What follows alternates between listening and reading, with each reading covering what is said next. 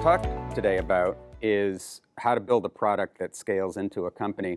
It's super common that when you start a company, you start with the product. So for those of you starting companies, did you have a bolt of lightning where I've got a product idea and that was the genesis for starting the conversation, or did you spend time deep in an industry where you understood a problem and decided to explore different products? Who started their thinking with a product as opposed to a market? By the way, most people do. I'm not trying to imply that that's not the right way to do it. It's the right way to do it, but it doesn't always scale into a company. And so what we want to talk to you about today is about how you take that product idea and how from the beginning you can build in things like thinking about go-to-market, thinking about pricing, all the stuff that turns it into a big company as opposed to just thinking straight about the product. So the agenda today is to talk about something that we call the company gap, and then talk about how we actually design products from the get-go to span that gap. And that involves both designing for product go-to-market fit, and by go-to-market I mean you can actually design products to make them easier to sell, and that's super important. And then you can architect a business model on top of that, which helps you scale your selling, so pricing and all of that stuff. So we're going to talk about all of that stuff today. So the problem, you've heard the term minimum viable product. You've certainly heard the term product market fit. But it often doesn't get enough momentum to build a lasting company. Product market fit, so in the VC business, one of the things, so we're seed investors at Underscore, and one of the markers we look for when a company is getting ready to question number one, do they have product market fit? So I do not mean to imply that product market fit is bad. It's just not enough to build a big company. So when you're going out to raise a Series A, we want to see a little bit of revenue. We want to see a class of customer, at least a minimum viable segment. We'll spend much time talking about that, for which that product works. And so you've repeatedly sold that product a couple times, but there's a lot more that has to happen to get to the next round of funding beyond just that product market fit. So product market fit is just one step along the way. So the challenge is something we call the product company gap. And I figured since I actually started a company, I figured I'd tell you about a company that actually failed to get across that gap, and that might be useful. I started a company called Paydiant. It was a mobile payments company, QR code payments. Before it was happening in China and Korea, we actually had to code our own QR code reader. We hired a satellite imagery engineer to build our own QR reader from scratch. The idea was, hey, we could use QR codes instead of credit cards to pay for stuff. We knew, we'd started companies before, and we knew that it was going to be hard to build a company, a direct-to-consumer company. How are you going to get millions of people to stop using their cards and start using QR codes? So we took a different strategy to try to address what I call this gap, to take it from a product idea to something that we can actually deploy at scale in the marketplace. And so we decided to go after huge retailers. We had success signing Best Buy and Walmart and big retailers like that would use our technology but build it into their own app. So we were like, okay, we're going to use a partner and they're going to be the ones that deploy it for us so we don't have to do the whole direct-to-consumer thing. The problem was we had no idea how hard it was to get an IT department at Walmart or at Best Buy or Target to actually deploy this stuff and do the work. See that little payment terminal right there? That is a 10-year replacement cycle. Doing anything on that payment terminal is like brain surgery for a retailer. And so although we ended up selling our company to PayPal because we had good kind of core technology, it never turned into a huge company. We got acquired when we were doing like 10 million in revenue. And even at PayPal with all those resources, we couldn't get across the gap into it being a scalable company, easy to deploy, millions and millions of users using it. On the other hand, so not all kind of bad news, here's an example of a company that did get across it.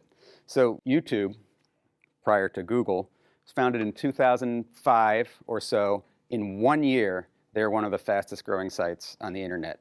20 million users a month, absolutely crazy. And in less than 2 years, they were acquired by Google for $1.65 billion, which in 2006 was just an absolutely astronomical amount of money. They were growing so fast, before they were acquired, the platform was falling down. It was getting way too expensive to run. There was no economic model whatsoever, and there was no prayer of getting across this gap without someone like Google to come in. And what changed?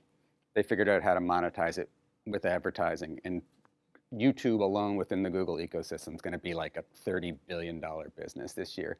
So it is possible to get across that. It doesn't have to be Google, but you need to think about, it's not just having the best. YouTube was amazing. It was one of the best product in the world. It was one of the fastest growing internet sites. But just having the great product isn't enough to get across this gap. So the whole point of today is to talk about the product company gap. So it's all about the product, right? You know, it's funny. I'm showing the iPhone here. Steve Jobs is, I don't know, maybe you guys disagree, but he's probably the greatest product manager that ever lived, period, right? He's all about the design, all about the aesthetics of the device. So what do you, and this is a little, we're going to try to get a little interactive here. And by the way, feel free to interrupt me, raise hands. What was the big innovation for the iPhone?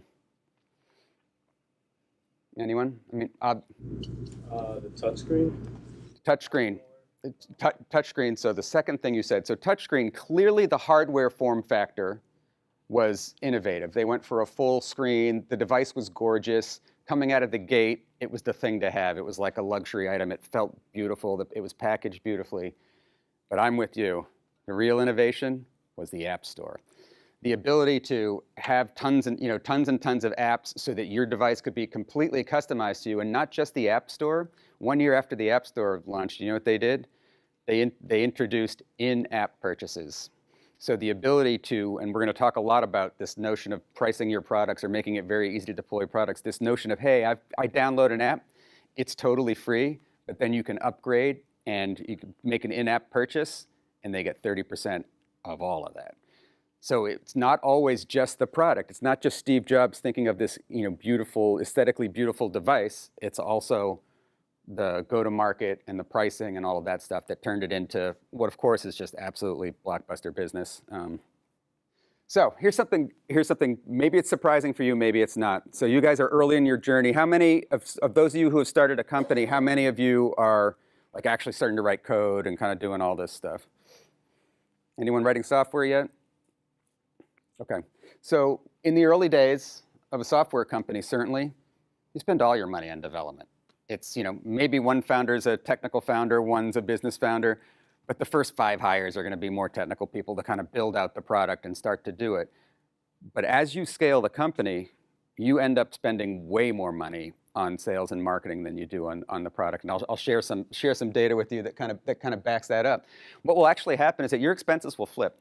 So in the early days, you've got your team, you hire 5 or 6 engineers, certainly as seed investors. When we invest in seed companies, very often it's, one maybe non-technical person, and the rest of the folks are engineers, for example. No marketing people, no director of sales, no customer success people. But what happens is, as you start to bring your product to market and you get past this kind of MVP and what we call founder-led sales, where the founder's the one salesperson and they go out and close all the deals. As you start to get past that, what happens is it flips.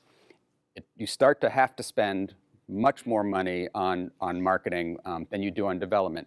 Now, what actually happens is that there's in the SaaS business, and maybe not all of you aren't creating SaaS businesses. There's rules that have started to emerge about how you benchmark companies that are doing this thing. There's a rule called 40-20-20, where for mature companies in a mature line of business, 40% of the revenue is on sales and marketing, 20% is on product and research. So it's actually 60 to 20, 60% to 20% from SG&A compared to R&D. For a mature, scalable product. And these are literally benchmarks that people use to more and more these days too, especially since valuations are compressing and everyone actually cares about metrics again. These are benchmarks people use and certainly investors use to value companies, decide how much money to invest in it. This is data, and I put a link down here. It's actually worth kind of digging into. Crunchbase did a survey across all kind of software segments, but SaaS was one of the biggest ones, but social networks and others, where they looked at how the expenditure changed, how the expenditures on R&D changed as a company approached a public offering.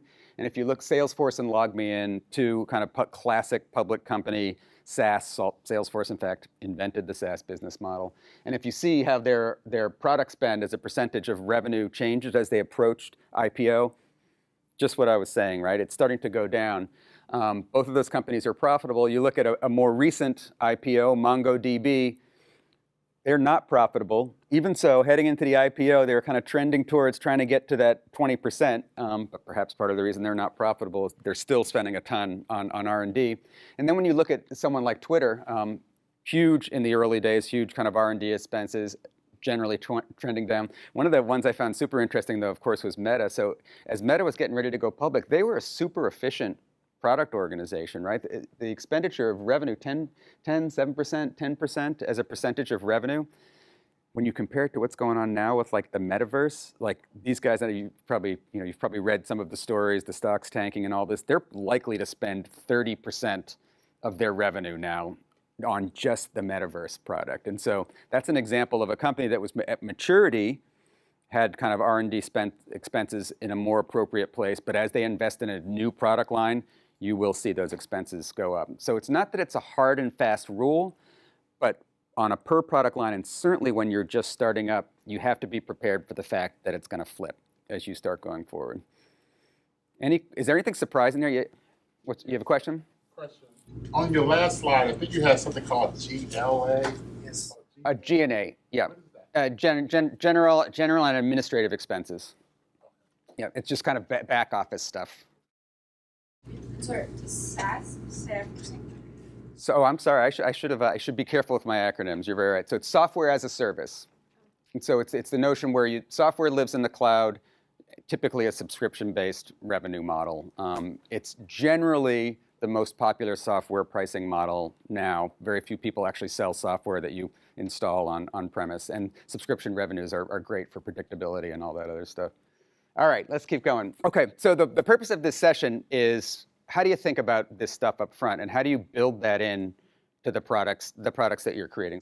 So what we're going to do for the rest of the session today is this is kind of the agenda of the things that we're going to talk through to kind of guide us through this forethought of building products for delivery, really. We're going to start talking about just the design stage of the product, how you actually design a product for go-to-market fit, not just product market fit, but go-to-market fit. We're going to talk a little bit about value prop, a little bit about what we call minimum viable segment, and then how you build a repeatable product. So when we talk about designing a product for product market fit, the first thing you do when you're building a product is you build an MVP. It's called minimum viable product. This will be a little bit of a review, just a couple slides, I promise. We won't harp on it too much. But it's super important you triple check your value proposition before you do anything, before you spend any money, before you hire engineers, because if you're not solving a valuable problem, nobody's going to pay for it. And you won't end up building a valuable company. And viable just means you can kind of build it and deploy it and the software works. It doesn't mean people will pay for it. And so it's important that you really double and triple check that value proposition before you spend even a dime. And so you have confidence in it. This may look familiar to you. This was part of the stuff that was discussed in that previous session 2 weeks ago. This is the framing that we use to talk about kind of to value proposition. But is this a product that addresses a need? Is there an unworkable, unavoidable, urgent problem or an underserved market? We call it the 4 U's. And then there's the 3 D's. Is the solution, the product that you've built, is it discontinuous? Is it defensible? Is it disruptive? And I know this is a little bit of review. And for those of you who remember, we talk about something called the black and white framework. Is the product, we have a nice 2x2 here where we talk about blatant, latent, aspirational, and critical. Good example of latent and aspirational, Gucci. It's obviously aspirational. Generally speaking, you see products that look like that more on the direct-to-consumer side. Consumers like it. You can build gigantic multi-billion companies with something that's latent and aspirational. So that doesn't mean bottom left quadrant is bad at all in this case. But it's not blatant and critical. On the other hand, those of you who are old enough or as old as me remember when the cell phone came out. Cell phone was a status symbol. for a long time. First, it was in the car, you had cords and stuff. There was no good reason to do that other than to flex on your friends. And especially when the phones were like this big and you had to hold them with two hands. It didn't take long, and the iPhone and the maturity of Android devices really, really changed it before it became absolutely blatant and critical. It's critical. I have kids, kids get phones when they're 10, 11, 12 because you don't even know how to pick them up at the bus. It's blatant and critical for consumers. It's blatant and critical for business. So it is possible for products to move from latent and aspirational up as they mature. And then I thought I'd just give a little example of another one. So Oculus or VR glasses. Any of you play VR games? Guilty. It's latent and aspirational now. It's literally a toy, or is it? It's not. This is an example of something that right now you might argue is still sitting in that lower left quadrant as an aspirational product. It's clearly going to move up and to the right, and not just because of what Meta's doing with the metaverse, but because of industry. The ability to check I think one of that screenshot at the top was the ability to kind of check the skin of an aircraft with VR goggles that can kind of detect stuff that you can't with your eyes, to operate factory machinery. And not a pleasant subject, but every day on TV, with what's going on in Ukraine, you see what's going on with drones, and everybody is wearing VR goggles to pilot those drones. It's now a absolutely common part of warfighting. Question? In India, we have a defense incubation center called Forge. Okay, and the weaponizing drone part is something that is so deeply rooted with AR, VR, and camera-based drones. It's so critical that at any particular point of time, there's a pilot flying that drone, and he or she is supposed to neutralize some targets.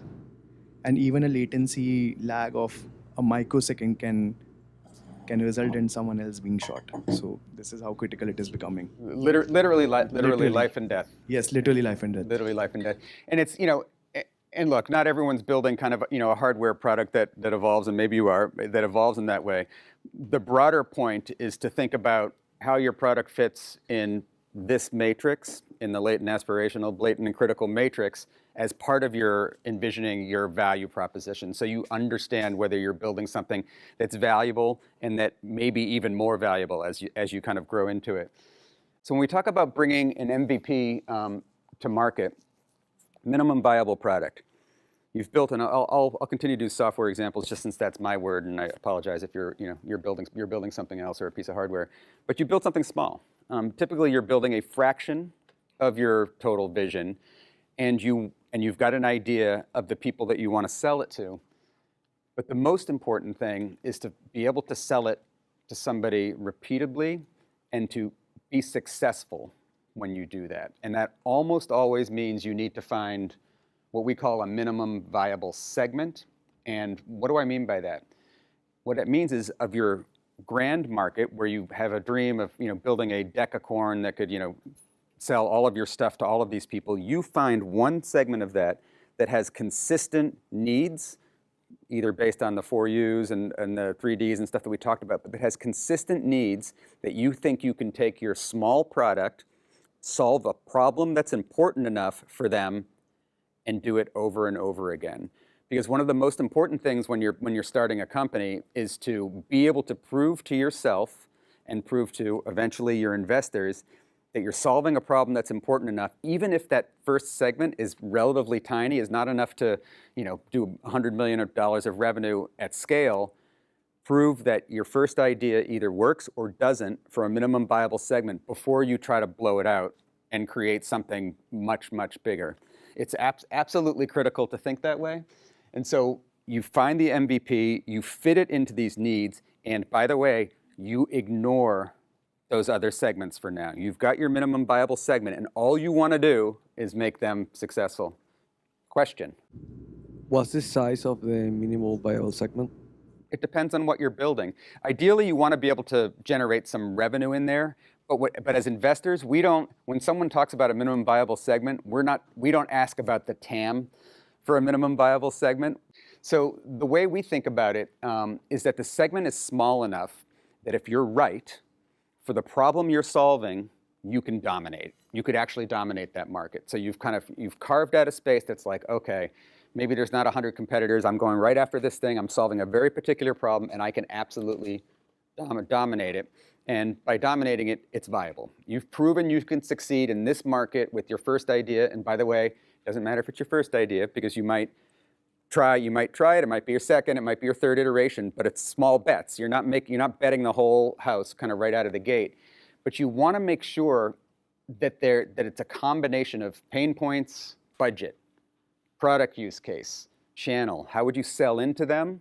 How would you sell into that? Customer profile, and the center of the Venn diagram is your MBS, cluster of demand, that was actually coined by a Des Traynor, the founder of Intercom. It's a decacorn out on the West Coast. And that's important, right? Because what you've done is you've simplified the problem. There's only one channel. You're only talking to one department for their budget. It's a simple product use case. But you want it to be big enough that you can prove those points, but it's not about, at this point, it's not about revenue. It's about showing that your basic idea, and then you repeat it, and that you can repeatably sell it. So you've got it, you found a couple customers that want to take this product, and then you find 5 more that look just like them, and you're able to do that. Then you have something, and then you know you can put the pedal to the metal and be like, okay, I've got this, like, I'm dominating. And by the way, sometimes you can actually go out and raise money just by, if the segment, to your point, if that minimum viable segment is small enough and you're getting just traction, and we'll talk about business models in a second, if you've got a PLG, product-led growth, where it's free to try and all of a sudden people just orders start coming in, sometimes you can raise money on that first shot because you've proved you've got something going, especially if you have the vision, the expansion vision to go along with it. So here's an example. This is an example from our portfolio, a portfolio from a company that first did it the wrong way and then switched and figured it out. So it's a company called Aploy. And when they started, what they do is they're a healthcare hiring and onboarding platform. Nurses, doctors, physician's assistants, et cetera, all of that stuff. But they had a grand vision for what the platform was going to do. They had 20 different features. They were going to go after nurses, doctors, skilled nursing, home health care, senior centers, vets, like everything. Spent a lot of time trying to build the product across it and did not do well. They struggled to raise money, struggled to kind of get off the ground. They peeled the whole thing back and said, you know what? Hiring nurses, nothing else.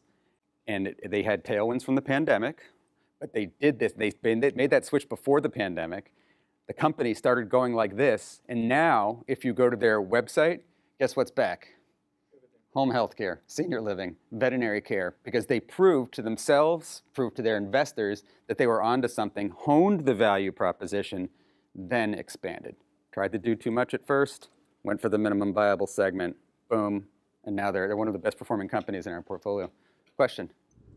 Yes, the question I have, how do you determine the price for your MVP? So we're gonna talk a little bit about pricing. So I promise you we're gonna do a whole little chunk on pricing, because it's really important. So pause that, and then you hit me up if I don't get it right. Is there a question in the back? How do you balance simplifying the problem and going for the small segment with, I guess, like pigeonholing yourself into one, like solving one problem versus the multiple that you may have in your longer term vision? Yeah, so I'll put on the investor hat. So when we really like to see people that again, seed investors, so we're usually like the first real check into a company. And so we're betting on 2 things. We're betting on you, and we're betting that the vision is big enough to build a big company. And so the vision is absolutely critical. An understanding of what you want to become, how big it is, how you could, that's when you get the questions on TAM and all this. How big, like VCs will come right out and ask you, how big can this get?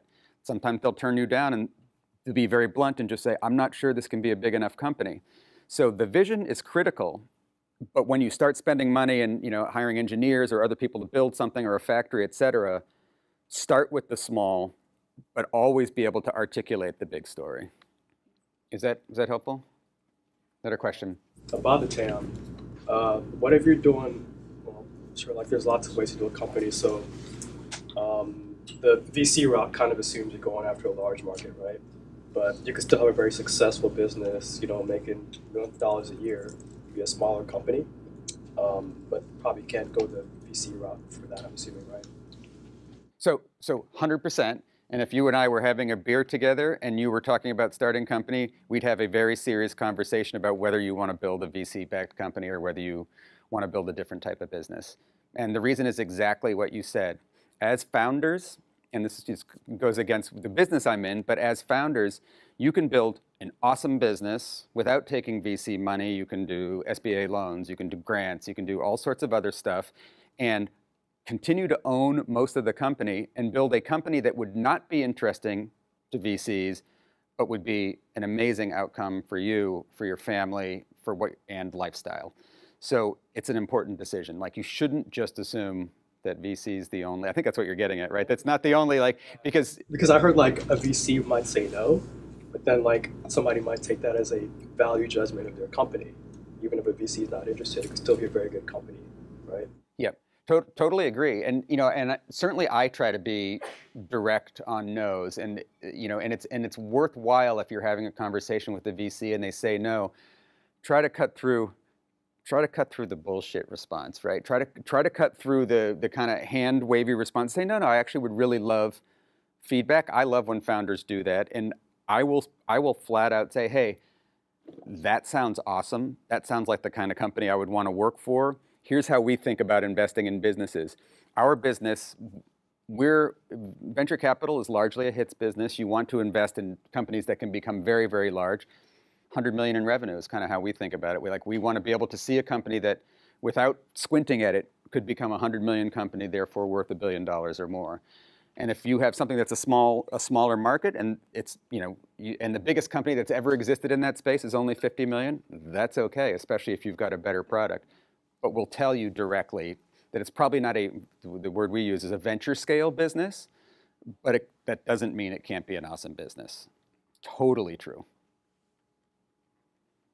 How do you carve out which is the minimum viable segment? So in this case of the Aploy, they have veterinary, senior living, healthcare, nurses, all these like different segments that have different needs and different features for the product they're building. How do you choose one of them to start focusing? Or if you're building a fintech, you have low income, middle income, unbanked, unemployed, formal employed, gig economy, and you can build a product and solve a problem like for a whole lot of customers, but depending on the segment, your product will look differently. What is your criteria to choose one segment to start trying that MVS? So the best answer will be very unsatisfying, but it's talk to 200 potential customers, and in your universe. So if you look at go back to kind of the big universe that we're talking about, you talk to as many people in that universe before you do anything, before you spend a dime, before you drop out of HBS. You talk to those. You get on an airplane. You talk to those 200. You talk to those 200 customers, and you start doing pattern recognition. That's the best way. It doesn't cost anything other than time, which obviously has value. But doing that and understanding where your idea resonates the most, and you guys, I'm sure you've taken tons of classes on it, but when you talk to a customer, you're not just saying, hey, what do you think of my idea? You're saying, how much would you pay for it? Or you're saying, what are the 4 most critical things in your organization that if I could solve them for you tomorrow, you'd be willing to pay for? It's that sort of Q&A. You do this, you go on a tour and you talk to all these customers, and from there you start to make some guesses of what it would be. And then you can do stuff. By the way, you don't need to build a complete product either to do this. We would do at PayPal, I was at PayPal for 5 years, we can do paper prototypes. Like, we would literally bring people into our focus, we of course fancy focus group sessions, but it doesn't have to be fancy. You can sit in a Starbucks with paper mock-ups with one of your customers and kind of describe what you were trying to build to get feedback. It can be very inexpensive. It's guerrilla customer research, but that's the way to do it, is to actually talk to them. And then if you have a workable prototype or a clickable prototype, something that doesn't have any code behind it, then you can go back and refine and see if your original assumptions were right, and wash, rinse, and repeat until you feel confident enough. Okay, I'm going to actually spend some money on, again, in real software development. You approach them with an idea and see to which segment it resonates more, or you approach them just to understand the different problems they have to then build an idea around them? Either. It depends on who you are and the type of company you're starting and how you want to start. it's, I asked everyone to raise who started with a product idea, right? A lot of people think startup is all about you wake up from a dream, I've got this product idea, I'm going to build this thing, right? Lots of people start companies by just going and interviewing a segment. Like you might have an interest, I'm interested in veterinary care or whatever, just to harp on a similar theme. And rather than kind of trying to invent a product, I'm going to have coffee with 200 vets and ask them what their pain points are. Ideally, that's even better than kind of dreaming up a product and going and test it to them because it's even cheaper. Does it make sense? How do you go about getting your 200 vets to have coffee? That's old-fashioned pounding the pavement. There's no shortcut to that. You can buy lists. You can get on LinkedIn. You can ask every single. You can walk into where your dog gets taken care of and ask them for introductions. That's largely old school. Other than kind of buying a list. The nice thing is that so much of that stuff's online. It's not super hard to quickly generate a list of folks to talk to. You can show up at a conference is a good one. You buy a guest pass to a conference of vets, and you start walking around and meeting people at the bar or whatever. I actually like doing that. I just think that sort of thing. You start to go to a conference. I had a buddy who was trying to get into the contracting business, and he started going to architect conferences. That was it. He just bought a pass, and he's not an architect, and he went and he just started meeting people, and realized for this there was a segment that was underserved in construction. Okay, minimum viable segment, crazy Venn diagram. But what you're really doing is simplifying the problem before you start pouring a lot of money into a hole. It's not just about product market fit. Narrow your target, segment it by need, really, really focus your product. But this helps not just the product building part of the equation, it helps you start to hone your messaging and how you talk about it, not just to potential customers, but to investors. It lets you start to think about packaging and pricing. Because when you ask someone, you're on your tour for 200 people, you're trying to figure out your minimum viable segment, hopefully your little 10-question list includes things like how much would you pay?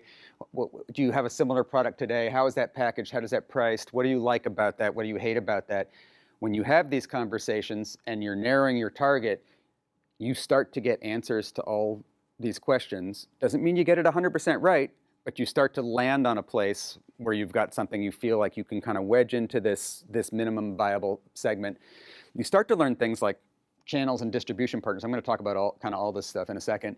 And reference selling, network effects, viral, business alignment. We're going to go into all this stuff. And so this is just an agenda slide. We kind of hit the front part. We're going to go into the back half, getting to market. We're kind of toying around with this word product facilitation. What we're really talking about is facilitating getting your products into people's hands so that they purchase it. And what if you could literally slip into the lead in your minimum viable segment? And so we've created a mnemonic device here. We call it SLIP.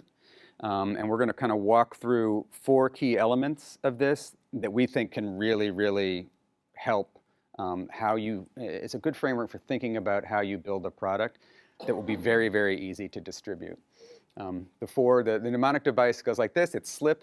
S is simple to install and use, low to no initial cost, instant and ongoing value, and plays well in the ecosystem. This is very similar to, and you can read all sorts of books on the notion of product-led growth, and so you'll see some similarities there. It doesn't mean it's not meant to replace it. It's more of a mnemonic device that helps you think about the different components of product-led growth.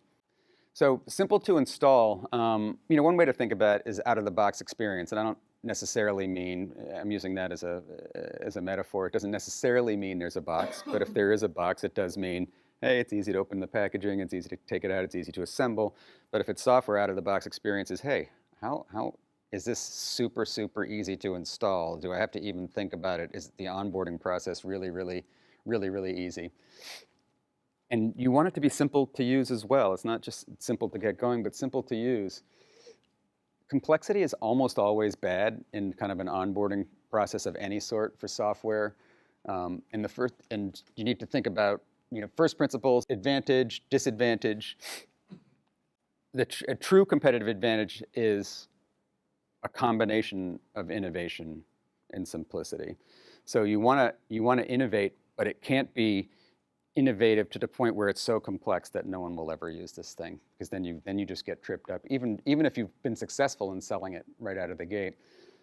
Less is almost always more. I know we keep talking about kind of simplicity, minimum viable segments, and all this stuff. You look at these two remotes. One is clearly a superior product, easier to use, and all of that stuff.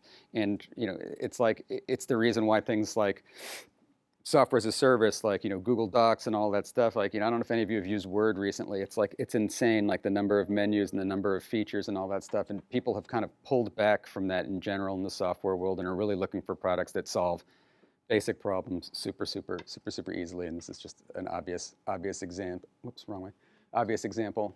And simplify it to your core value. Again, this is just focus, guys. Especially for this first kind of wave of investment that you're going to be making.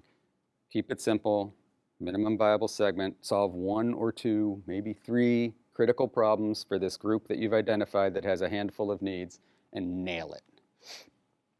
Oh, the question? Yeah, question for you. So the picture you just showed. What, the remotes? Yeah. So you said one is clearly the most superior and simple to use. But I don't know. I would say maybe you could say one is more superior and the other would be more simpler. You're right. I made a value judgment. Okay. You're totally right. Like there in this particular case where buttons versus control surfaces and stuff happens to be a fairly subjective design principle. Apple historically absolute leaders in design. They create a device that's tiny. The battery on that little thing lasts a year. Is it superior design? Would you prefer to use it rather than buttons? You're right. It's personal taste. I can't give you like hard facts and data, but I will tell you this, that the notion of instant gratification in consumers has become very powerful.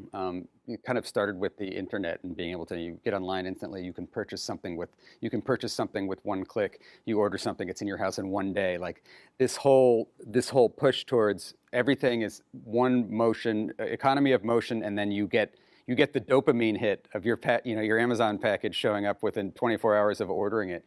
That is a trend, and that's clearly happened. There's also economies of scale in building simpler devices that do one thing incredibly well. Especially with consumer devices, though, consumer devices in particular are very taste driven. Do I think that we're gonna go back to a world of giant phones with lots of buttons? I don't. I think that this technological move into kind of simpler looking devices, aesthetic devices, is probably permanent. So is this framework part of testing the MVP? Because what I'm struggling with is, especially for hardware products, how to use these framework. Because initially you are going to start with something complex, and then over time. Well, not necessarily. I mean, so are you a hardware person? Is that what you're asking? Tell me about what you're working on. I'd like to. I haven't working on anything, but previously we were trying to do this wireless chargers embedded furnitures. Embedded in furniture? Yeah. Oh, awesome. Right, but then the technology takes time to evolve. But we wanted something to test as MVP. So I think what you're referring to, and correct me if I'm wrong, is that when you design something on a hardware basis, especially electronic device, you've got breadboards, you've got wires coming out all over the place. It's maybe bigger than you want it to be at scale and all that stuff. There's the complexity of a prototype. What I'm more talking about is the complexity of the problem that you're solving. So you could have this crazy prototype that looks like this Rube Goldbergian crazy thing that kind of came out of the lab and looks like it. But what you're really testing is if I put a piece of cloth over it and I just rest my phone on it, that it instantly starts charging. And so it's the simplicity of the use case more than, especially in the early days when you're prototyping hardware. Does that make sense? Is that a fair answer? Is it?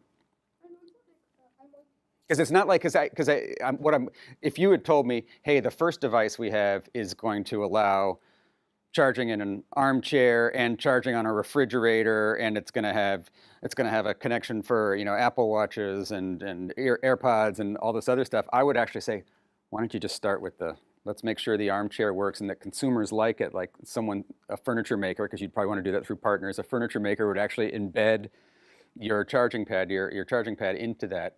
Get that question answered before you start adding features to it. That's the simplicity that I'm trying to drive you towards. Does that make sense? Is it?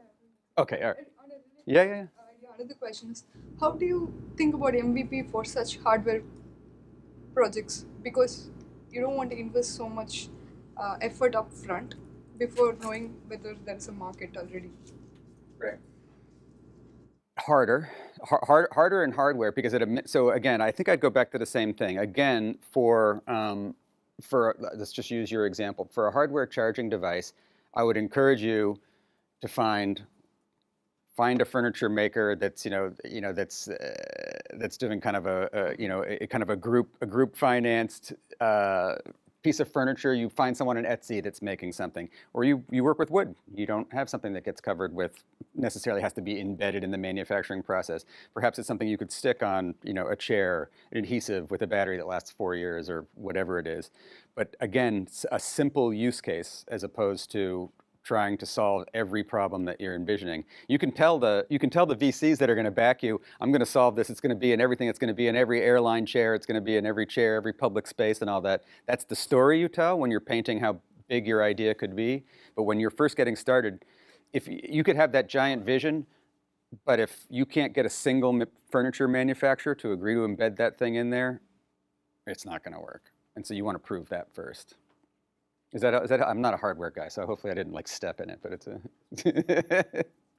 So why don't we do? We thought we'd do a little session kind of breakout with each of your groups here. Here's the first idea, and we thought that you could maybe have a group discussion of what is one way you can make your product super simple to install. And since we have hardware people, I think you can think about that expansively, depending on what your company is. Is it simple to install? Is it simple to deploy? Is it simple to use?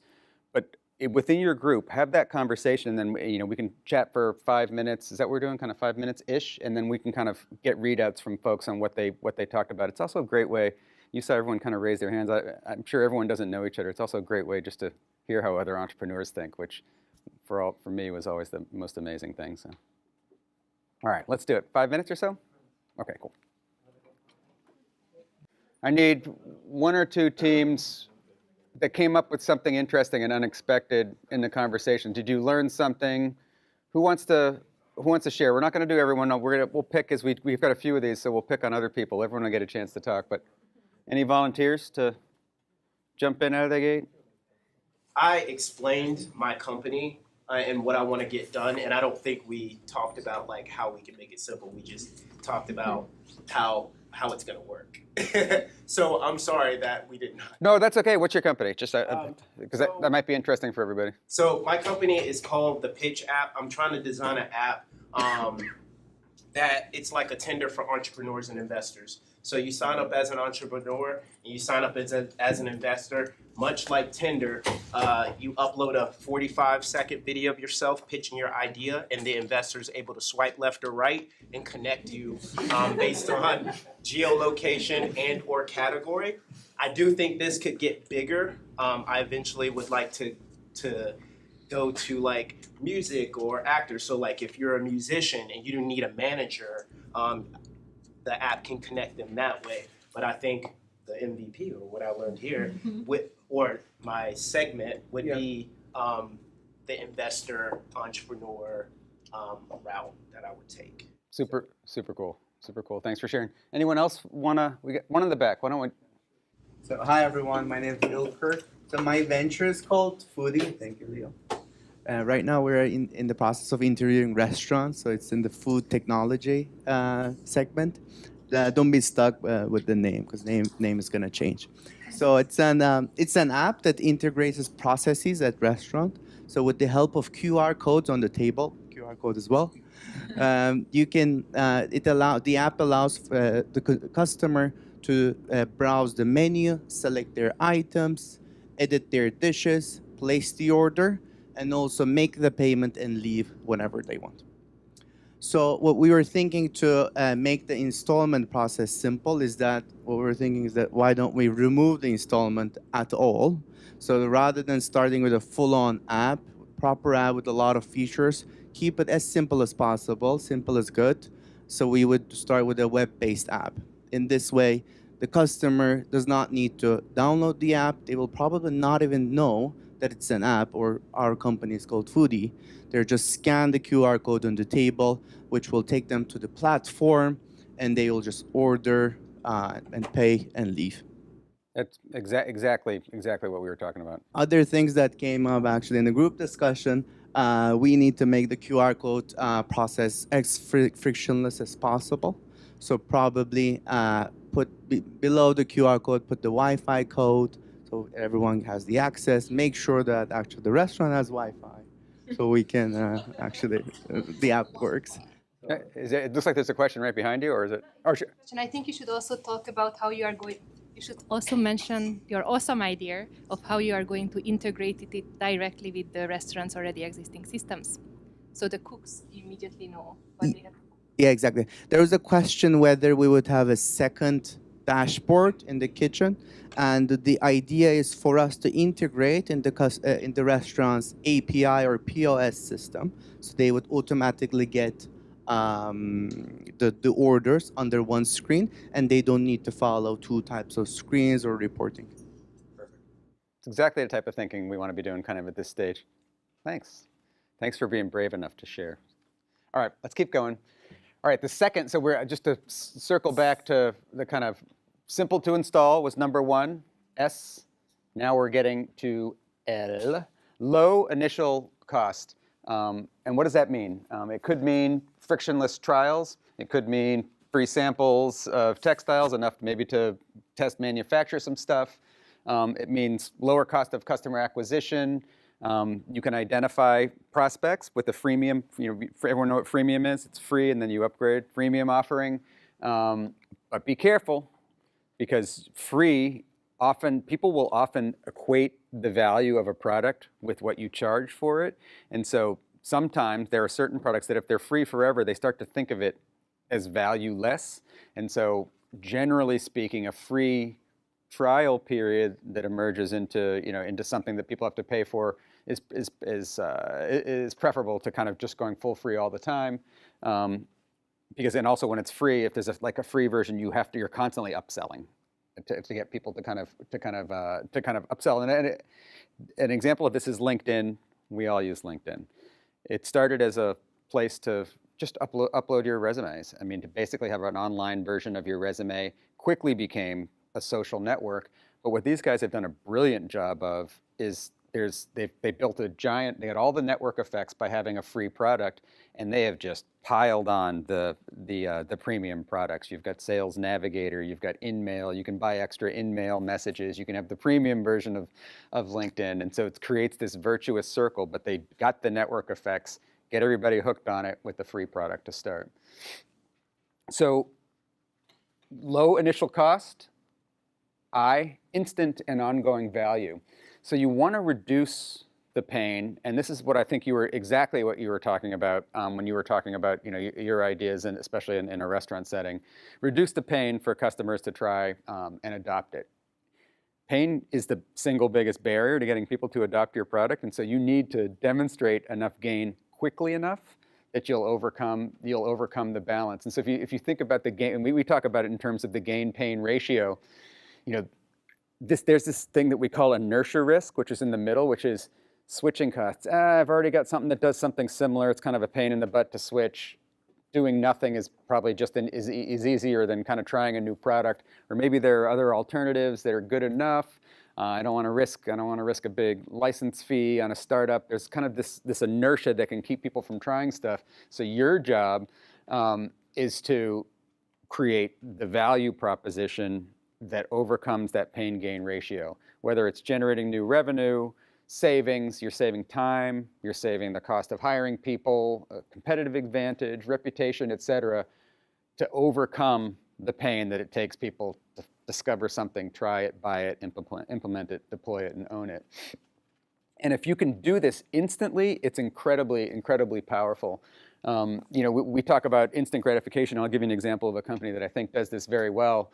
But in the enterprise setting, if you're selling something to a big company, if you can, we call it time to value. If the time to value is sub 3 months, that tends to be great in the enterprise world when you're selling to big companies, because it makes it easy for people to do cost models on what it's going to cost to do this and when payback begins. If it takes longer, like super long time to implement and install it at the factory and all that other stuff, it's much harder to get over the hump. And so you want to get this time to value as short as possible. And the ongoing value, again, make sure that you're delivering value on an ongoing basis. It's not just kind of a one and done. Increases revenue, reduces time, drives competitive advantage. And in the consumer world, consumers just simply can't live without it. One example, and this is an enterprise software company. It's an investment that I made. It's called Pagos AI. And one of the things that I like about them is they've actually, and before I was getting set up to do this, I didn't realize they had kind of hit all of the SLIPs. It was kind of baked into their DNA, and there's a reason for that. The guy who founded it was one of the early employees at Braintree, which is a giant payments company owned by PayPal, and they basically decided to build a company of all the dozens of things that customers complained about when he was at PayPal, but PayPal could never get around to fixing. They built a company that did all that stuff. And the interesting thing is that these guys, so basically what they do is if you're a big e-commerce company like Adobe or Ticketmaster or something, you've got 10 different companies that process your payments all over the world. There's no way to analyze all that payment data yourself. They aggregated all that payment data and do analytics and all this other neat stuff. But the neat thing, the sales guys can onboard them in a phone call. They say, hey, give me the key to your payment provider, the encryption key, so they can get the data. And they will demonstrate, their first demonstration will be ingesting all the data into their product over the phone, and they get to see all their data in these dashboards. And so it's literally instantaneous. And so that means it's easy onboarding. And as you'll see when we start talking about pricing models, low initial cost, they do something very close to a freemium model. Instant value creation, because people deploy it right away and start saving money, detecting fraud and all that stuff. And it supports all of the payment platforms. It plays nice in the ecosystem. So here's a startup secret, self-proving value. If your product is about improving a process, provide proof as part of the product. These guys, Pagos, they baseline all the results of these payment processing companies. And then when they install the product, you actually start to see how you're performing against benchmarks. Provide key metrics and visibility into the progress, so people are like, oh, this is working. I can actually see. So it's almost self-documenting. In the product, it itself proves that what you're doing is actually delivering value. And that means analytics and surfacing reports that prove the value kind of right out of the gate. So here's another quick exercise, and we may skip one or two of these just since we had so many questions and we're running a little short on time. But I think this is a good one, because when I started talking to people about the last question, one was, how can you make it easier to install? Good question. Well, it's an app, and apps are easy to install, and so we had a follow-up on that. Another person shared that I'm building a textile product. There's no installation, so we had a sidebar. I think this particular one actually should work well against kind of all the different types of companies that we're talking about. If for the company that you're building, what are different ways that you could streamline that time to value for your MVP and for your first market segment? So why don't we take a quick 5 minutes on that, and then we'll hop back in and get going.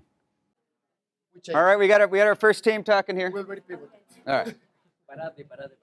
I'm working on a book for parents that have children with learning difficulties and are having a hard time to learn how to read.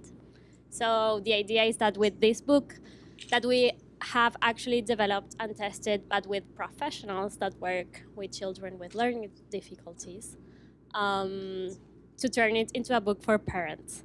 So the things we were thinking of how to make this instant value was maybe coupling the book with an app, so parents can test their children to see the progress and where they start. So maybe they can understand, okay, maybe my children is not at the same pace of reading as other children their age, and then see how they progress. And that would also give us evidence that the book is actually working. That is super interesting. Bingo. I think you nailed it. What do you guys think? Well done. All right, we're going to keep going. Thank you for that. That's awesome. Okay, the last part of SLIP, P, plays well in the ecosystem. And I'm going to talk to you a little bit about what that means. I'll use another example. This company, TetraScience, they're local actually. They came out of Harvard Business School.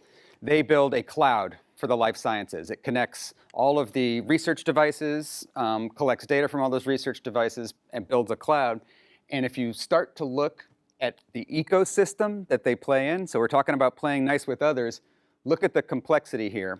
And the way they talk about it is we're going to be this cloud that ties all these disparate platforms together. And so part of their explicit strategy is to play nice in the ecosystem, not only that, but be a clearinghouse and a central point. So this involves, partnerships with all of these different companies, technology integrations.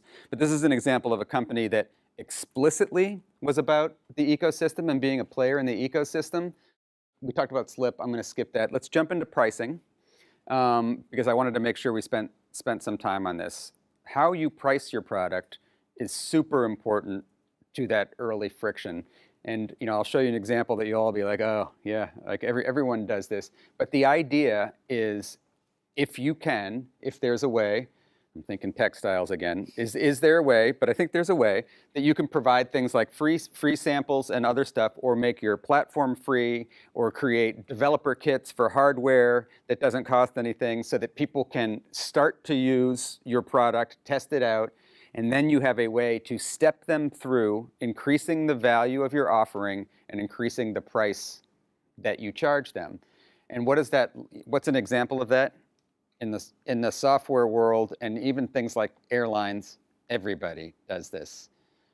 That's HubSpot, that's Slack, that's Vimeo, that's WordPress. You guys, I should have put JetBlue in there. You ever seen what the JetBlue pricing looks like? It looks like that too. It's basically, you get to walk through, there's a way you can get in cheap, and then there's a way that you can upgrade. And in the world of startups, providing, especially if it's B2C and you need lots and lots of users, or it's you're selling into an enterprise, you want to get them using your product as soon as possible, but you have to have a way to kind of walk them up the value chain. And it's things like this. This is what we call product-led growth in the software business, which is you can install the product, it's free, and as soon as people start using it, you start doing cha-ching as they upgrade for more seats and kind of all of this other stuff. Very, very important. And talking again, circling back to the ecosystem and playing nice with others, you don't have to just think about being the center cloud of the ecosystem. That's not always what it looks like. There's a local company called Klaviyo that does SMS marketing, and they have a platform for SMS marketing, and they were kind of selling it to e-commerce customers, so you can kind of market and send text messages to them and all that stuff. But in order to do that, they needed to have partnerships, both technical and business partnerships, with all the wireless carriers so that they could send text messages over the wireless network. But the thing that made them into a billion-dollar company was their partnership with Shopify. So they started off as a feature in the Shopify. You guys know what Shopify is? The e-commerce platform. They started off as a feature, and then along the way, Shopify blessed them as kind of the default standard, the preferred. I think they call it the preferred marketing and SMS platform. Boom, unicorn was born.